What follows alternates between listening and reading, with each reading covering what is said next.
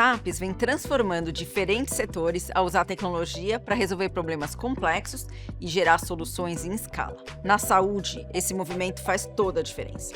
A inteligência artificial já amplia o acesso a cuidados, personaliza tratamentos e acelera os diagnósticos. E para falar sobre isso, eu recebo hoje a Ingrid Geloff, CEO da ProBrain, que desenvolve soluções neurotecnológicas para estimular atenção, memória e audição. E o Bruno Farias, CPO da Neomed, que usa IA para tornar os diagnósticos cardíacos mais rápidos e eficientes.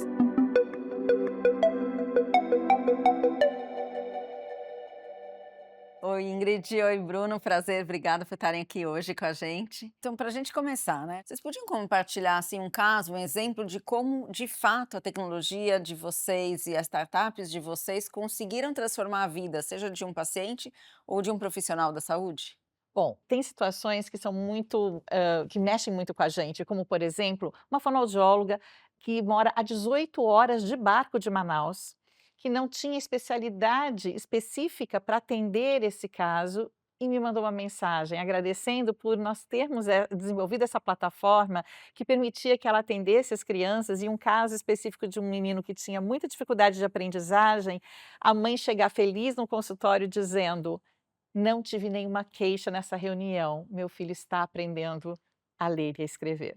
Bom, do nosso lado, a gente tem inúmeros casos também para compartilhar, mas teve um que me tocou bastante, foi um revendedor nosso, estava na academia e ele percebeu que um colega de treino estava passando mal, um sintoma clássico de infarto. Ele correu para uma unidade que ele sabia que tinha a nossa solução, em menos de 2 minutos foi diagnosticado o infarto, em menos de 10 minutos esse paciente já estava com a medicação correta na veia, depois ele saiu muito bem. Agora, eu fico curiosa de como é que vocês fizeram esse salto, né? Apostar de como que a inteligência artificial poderia ser um caminho para a saúde. Como que vocês fizeram isso?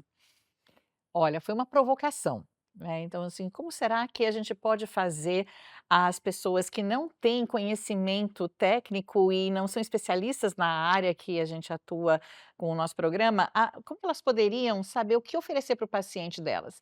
E aí me veio a ideia da IA, a IA fazer esse raciocínio clínico e ajudar quem não tem experiência ou quem tem que atender grandes volumes, e funcionou. Então, é realmente uma grande satisfação saber que a gente pode levar um tratamento com precisão para um número cada vez maior de pessoas. No nosso caso, é muito interessante porque é uma equação basicamente numérica. O Brasil hoje tem 1/4 da população cardiopata. A maior causa de morte é o infarto. A segunda maior causa de morte é o AVC. E pasme, para cuidar de todo esse bolo de gente, só tem 20 mil cardiologistas, extremamente mal distribuídos. 70% dessa força de trabalho está localizada entre o eixo sul e sudeste do país. E desses 70%, 50% estão no eixo Rio-São Paulo. Então, o que a gente entendeu foi que a gente precisava unir plataforma mais inteligência artificial para escalar esse recurso tão escasso e tão necessário para o Brasil, que é o cardiologista. Agora eu queria entender um pouco mais de vocês, como é que foi esse processo, assim, quais foram os aprendizados, quais foram, os desafios nesse processo de sair de um protótipo inicial, que eu imagino que sempre começa com um protótipo, até chegar numa escala que você já tem, já atendendo milhares de pessoas? A área da saúde não adianta criar um produto, você precisa ter certeza que esse produto ele vai fazer uma entrega confiável. Então o primeiro desafio é sempre o financeiro, é ter o recurso, é ter quem saiba desenvolver, e aí com tudo isso a gente precisa validar o produto. E nós oferecemos para várias instituições o produto e nós temos mais de 60 pesquisas feitas com grupos diferentes, por pesquisadores diferentes, validando os nossos produtos. Isso é muito importante quando se trata de saúde. No nosso caso, nós estamos no meio do diagnóstico. Então, quando você fala de diagnóstico, você não pode ter uma margem de erro. Logo, a gente precisou, fazer publicações extensivas sobre as nossas IAs. Hoje nós temos papers publicados em grandes revistas, prêmios. Outra coisa que também é muito importante é esse fine-tuning que a gente faz junto com as áreas de TI dentro dos hospitais. Então, para você mostrar valor e conseguir fazer todas as integrações necessárias para que a rotina daquele hospital, que aqueles processos sejam o menos impactado possível para ter um maior output possível de impacto dentro da rotina deles. Nesse cenário, eu queria entender um pouco qual que foi o papel do Google for Startups para viabilizar o crescimento da startup de vocês e ampliar esse impacto que vocês estão conseguindo trazer para a saúde. Quando a gente passou no primeiro programa de créditos, que foi lá em 2020, não sei se você lembra também, mas nessa mesma época veio um vírus para o Brasil que fechou com tudo. E a gente só tinha naquela época um produto para clínicas e centros de diagnóstico, que todos eles fecharam. A gente viu a nossa receita cair 96% de um mês para o outro. A gente não quebrou naquela época graças aos créditos que o Google cedeu para a gente. A gente olhou no final da linha, se eu tivesse pago a cloud naquela época, não estaria aqui para ter essa conversa. Mas outra história que é tão impactante, tão legal quanto, é que dentro desse programa, nós tínhamos uma base muito robusta de eletrocardiogramas laudados e catalogados. E uma das mentorias, um dos mentores virou para a gente e falou: mas Bruno, por que vocês não criam um algoritmo para classificar esse exame se está normal ou anormal?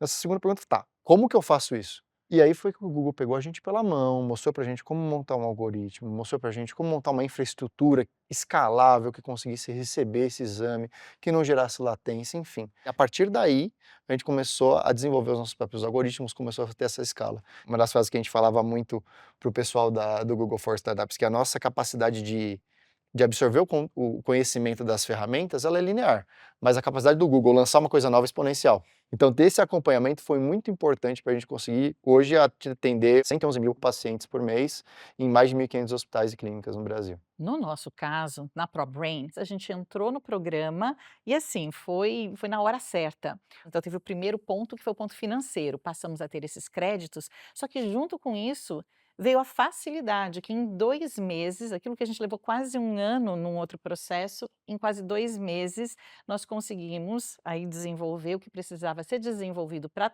funcionar e com uma economia de 89% do que nós gastaríamos se não tivéssemos nesse programa.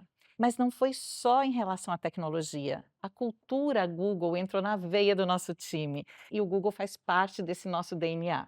Nossa, que bacana de ouvir essa experiência de vocês e obrigada por compartilharem, né? E essa jornada de vocês mostra também como é que a ciência, com a tecnologia junto, e claro, sem perder essa sensibilidade desse atendimento humano, né, que vocês trazem, está de fato transformando a vida das pessoas, não só das empresas de vocês, mas obviamente dessas milhares de pessoas que vocês estão atendendo. Obrigada por estarem aqui com a gente, por terem compartilhado essa história. Obrigada. Obrigado a você pelo Obrigada pela convite. oportunidade.